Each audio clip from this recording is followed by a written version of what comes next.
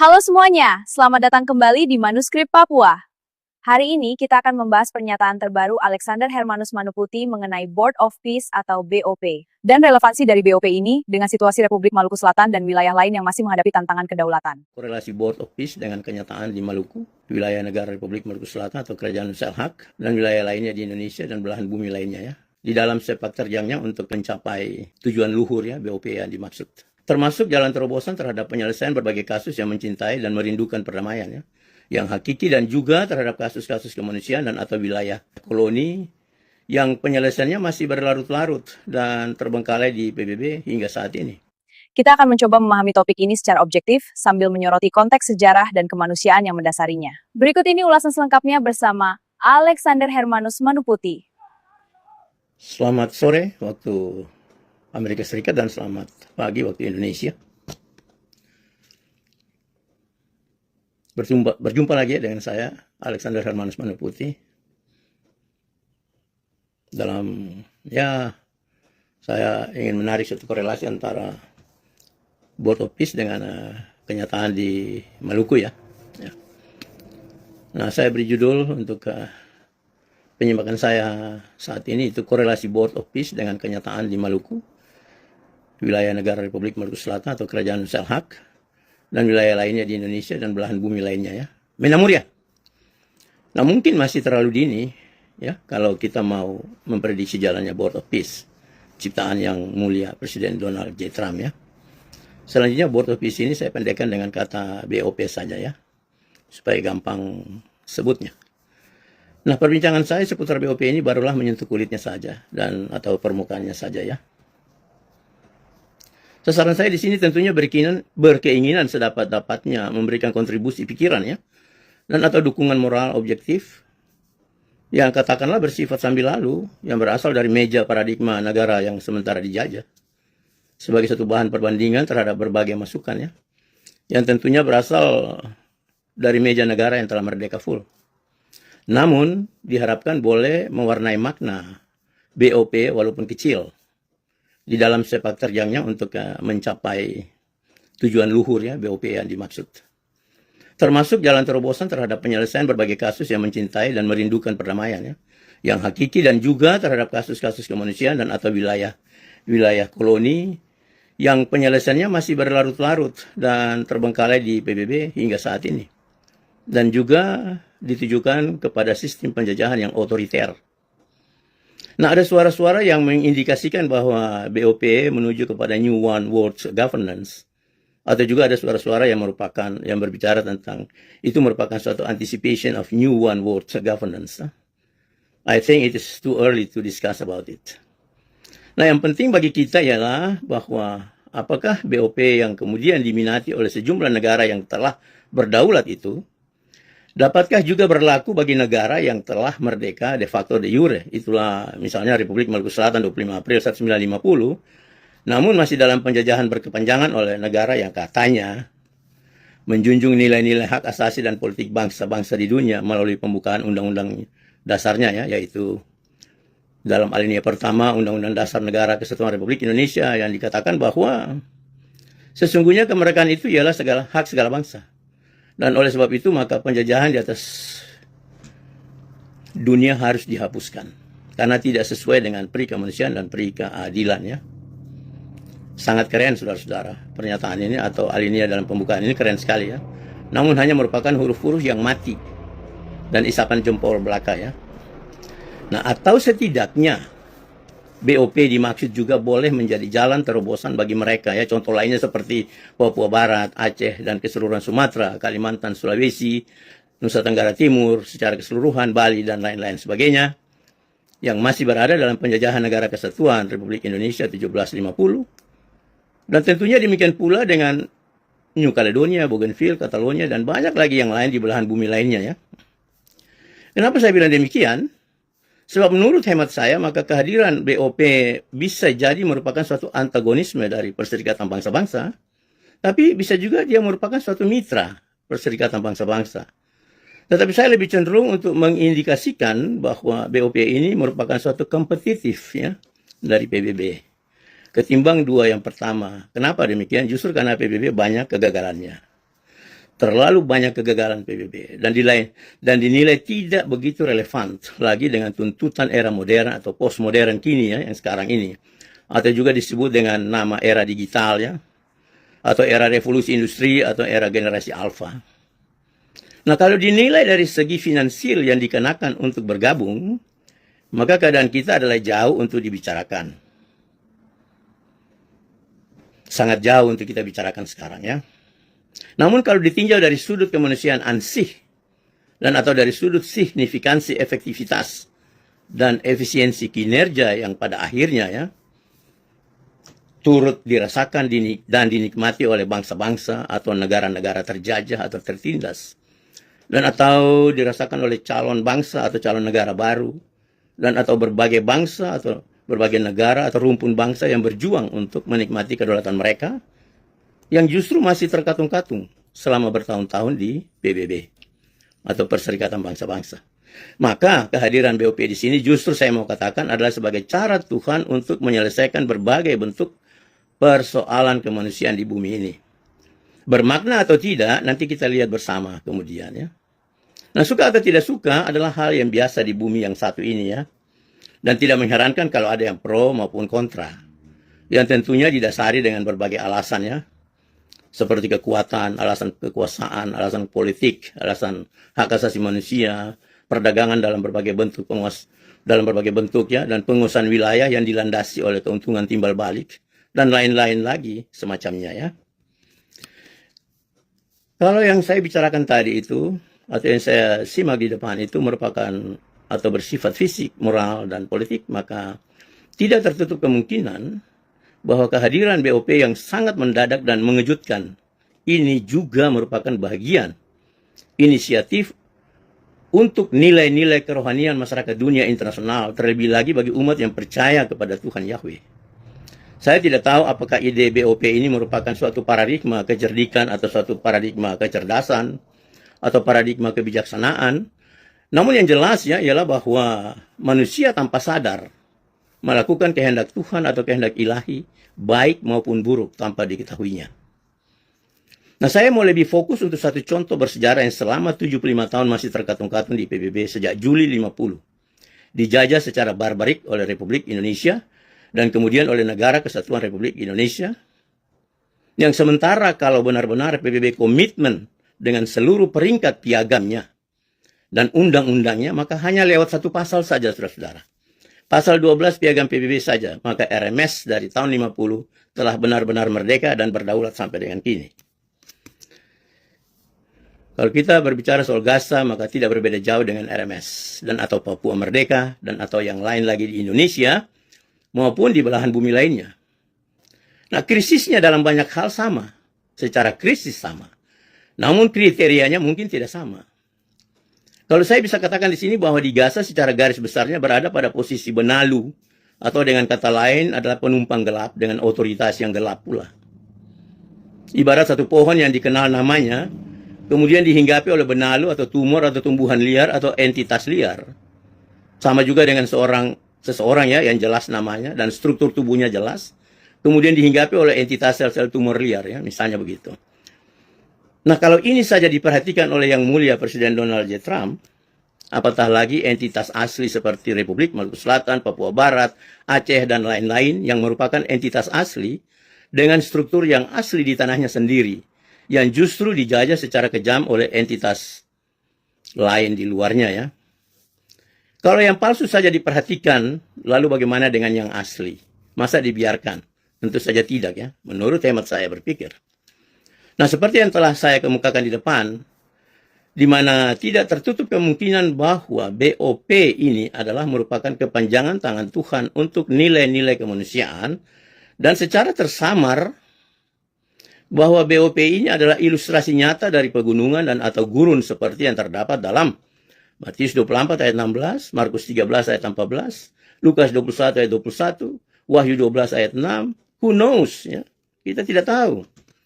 Ataukah di dalam sepak terjang selanjutnya dari BOP ini tersinyalir ungkapan seperti yang dilukiskan dalam Wahyu 11 ayat 1 sampai 14, who knows too, kita tidak tahu saudara-saudara. Angka atau tanggal 26 menunjukkan banyak kejadian aneh ya. Kita bisa buka di Google, lihat tanggal 26, banyak sekali kejadian yang aneh di dunia ini dan sangat membahayakan. Nah, BOP diresmikan 22 Januari 2026.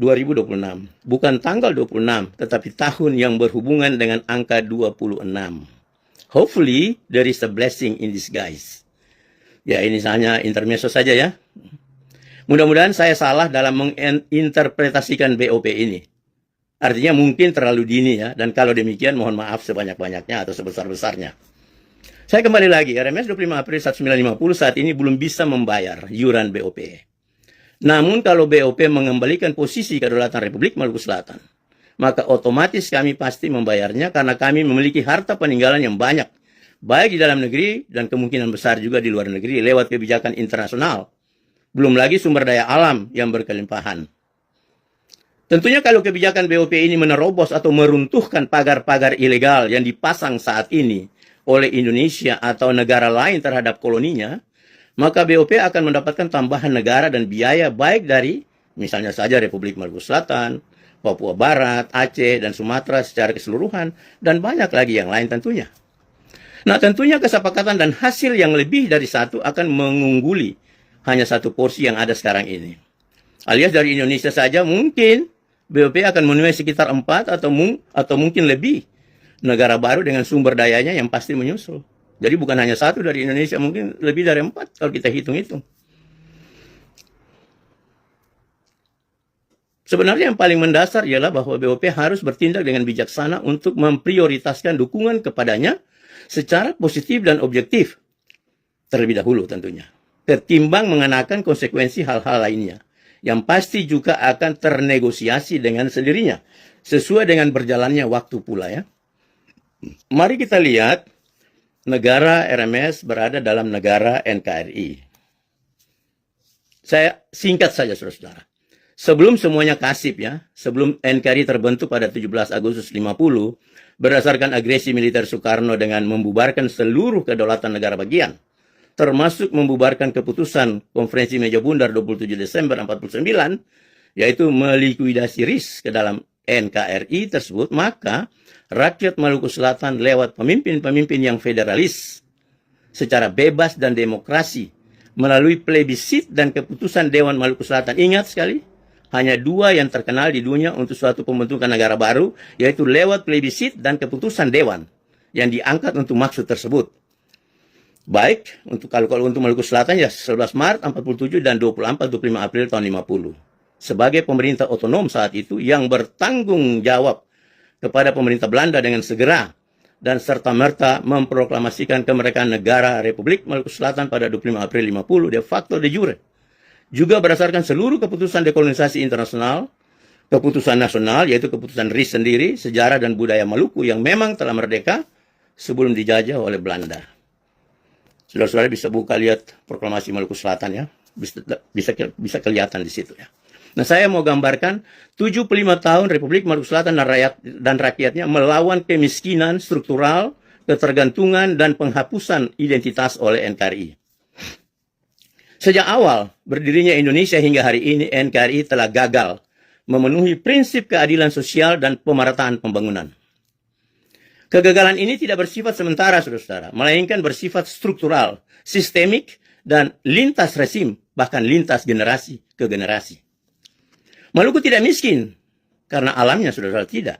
Maluku tidak tertinggal karena manusianya. Manusia Maluku manusia yang pintar semua.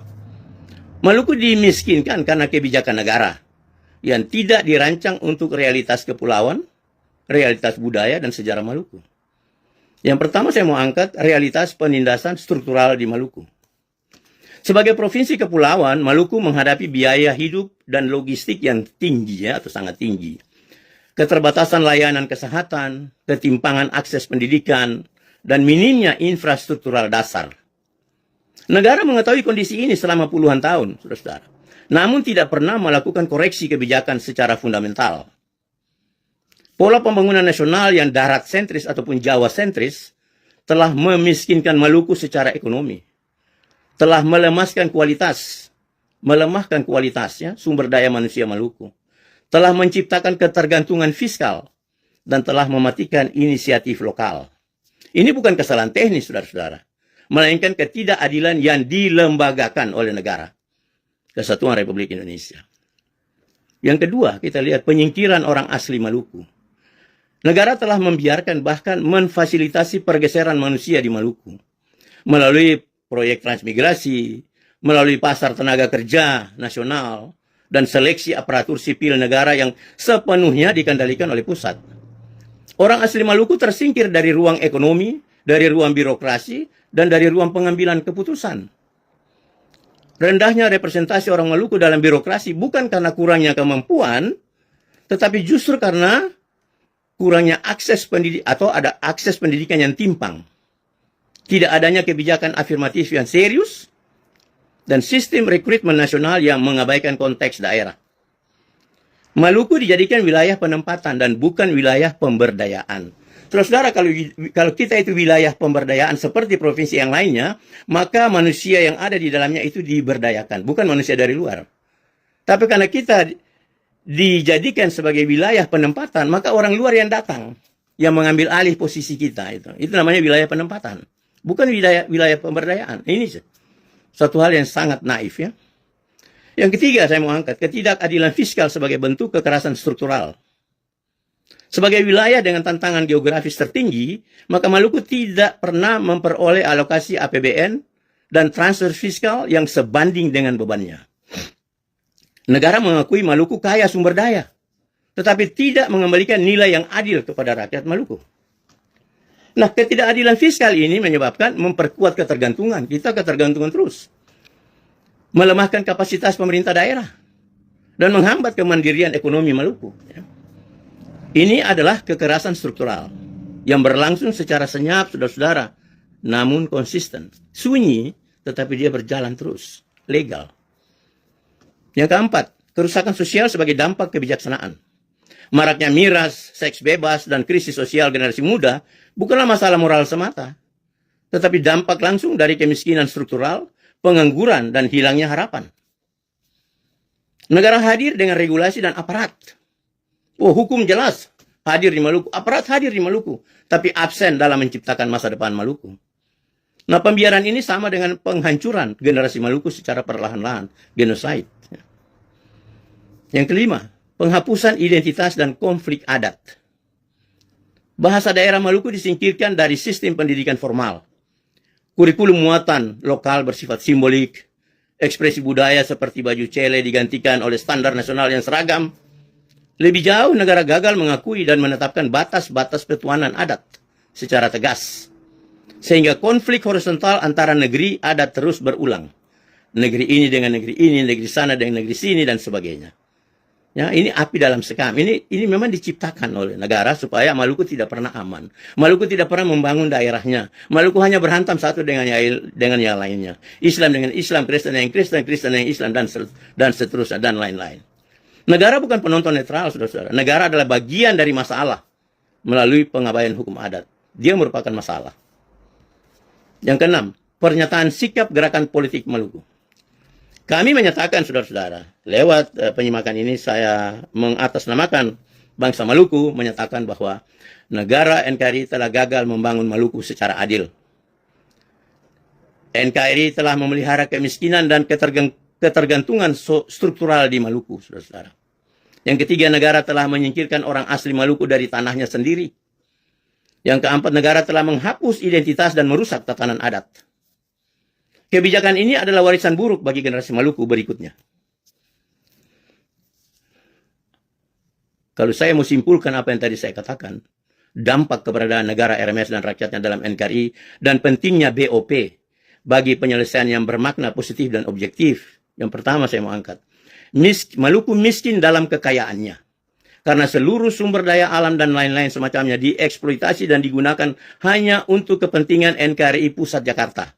Sementara feedbacknya mendekati 0%, sehingga Maluku tidak mempunyai kekuatan untuk membangun dan mengembangkan daerahnya, dan semakin hari semakin lumpuh. Yang kedua, stigmatisasi RMS, atau penodaan terhadap RMS, atau separatisme. Enak saja mereka bilang itu, separatis. Buktinya mana? Tidak pernah ada bukti. Stigmatisasi RMS yang melumpuhkan nilai-nilai politik dan hak asasi kemanusiaan. Maluku melalui cara kekuasaan yang sangat mencekam dan sepihak demi kepentingan negara penjajah NKRI. Yang ketiga, menyudutkan, membatasi, dan memenjarakan ruang gerak dan keterlibatan sumber daya Maluku untuk membangun daerahnya. Maluku dengan berbagai cara yang merendahkan martabat kemanusiaan. Itu cara NKRI. Nah, kesimpulan daripada dampak bahwa tidak ada itikat baik NKRI selama 75 tahun masa penjajahan mereka atas wilayah negara Republik Maluku Selatan tahun 50 dan rakyatnya.